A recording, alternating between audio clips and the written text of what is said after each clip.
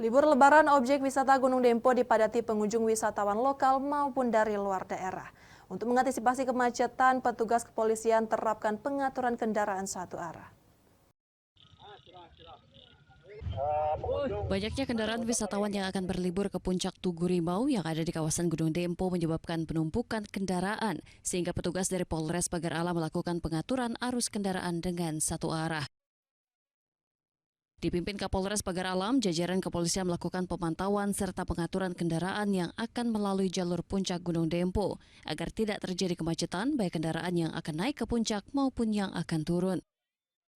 Selain melakukan pengaturan lalu lintas, petugas juga membantu kendaraan yang mengalami kerusakan maupun kendaraan yang mengalami kesulitan akibat tergelincir.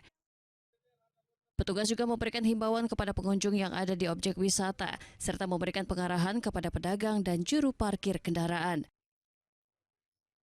Ke simpang Sriwijaya maupun dengan simpang lapangan, terjadi kepadatan arus di B3 khususnya di tikungan 56 sampai dengan 74 menuju kawasan Tugu Rimau. Ini diakibatkan karena banyaknya masyarakat yang menggunakan bahu jalan untuk parkir kendaraan roda 4 dengan kondisi jalan yang sempit sehingga menghambat arus lalu lintas yang berputar dari bawah menuju ke puncak Tugu Rimau.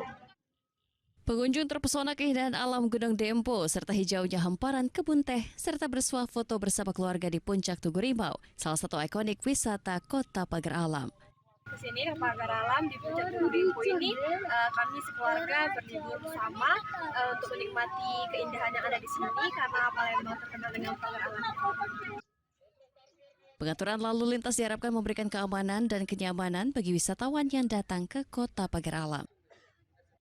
Dari Kota Pagar Alam, Yudi Faifman, iNews melaporkan.